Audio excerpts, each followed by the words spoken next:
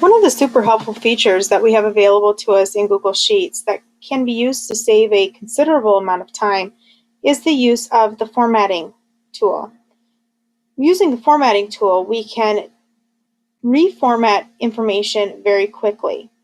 You'll notice that I am displaying on the screen a mock fundraising tracking spreadsheet.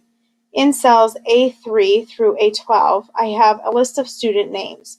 These are the labels for the spreadsheet. They're telling us who the information is related to.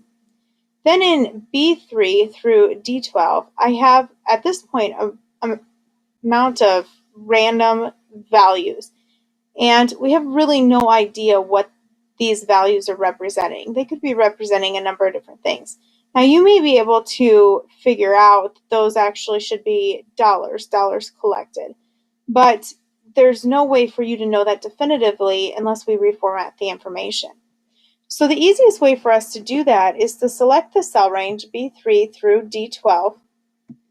Then you can do this in two ways. One, you could look at the toolbar and you'll see that there is one that says format as currency. It shows up with the icon of the dollar sign. So if I simply click on that, it would reformat that into currency, showing the dollar sign as well as two decimal places. The other option that you have is to go to the format menu, go to number for number formatting, and then choose currency, which will do the same thing. It's just a different method of completing the task. There is, however, another option that's important to understand is available in the format number menu, and that's the option to change to more formats. If I go to more formats, you're going to notice there's an option here called more currencies. So let's say for a minute that I'm not collecting the money in US dollars.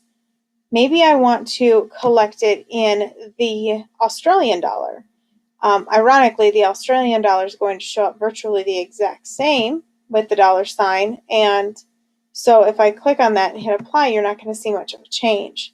However, if I were to do this in the Indian rupee, it'll show up considerably different.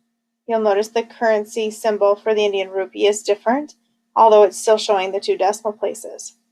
Now, I don't actually want to do that. I'd like to show this in US currency, so I'm going to undo those changes that I've made.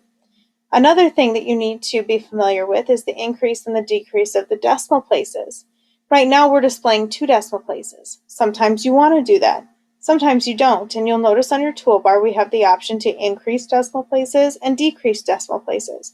So maybe you'd like your information to be displayed as a whole number. If I decrease the decimal places, I can go down to the whole number so it only shows the dollar amount without any decimal places.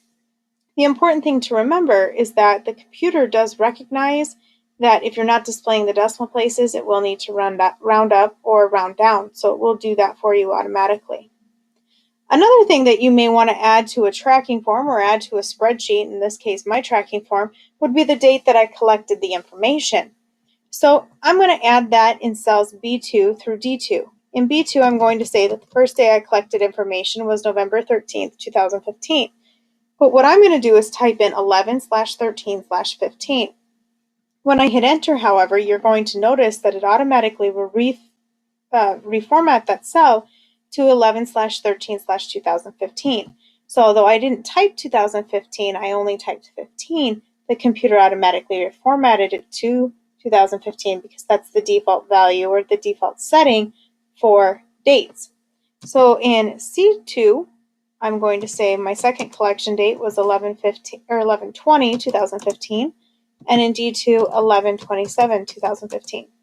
Now, if you don't like the way that the date is showing up, that's easily something that you can change as well. If we select the cell range B2 through D2, go to Format, Number, you'll notice there's an option under More Formats for more date and time formats.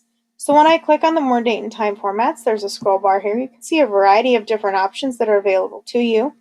I'm going to choose the one that has the month spelled out and then the day, comma, the 4-digit year. And I'm going to apply that. The one thing to keep in mind when you do reformat is that not always is the information going to be the same size. So 11/13/2015 has less characters than spelling out the word November 13th, 2015. Therefore, the information doesn't fit the same. So if I'm going to display the information with the new formatting, it'll be important that I resize the columns. And depending on the situation, you may want to just auto-fit so that all of the information will be displayed based on what the computer identifies as the best fit for those columns.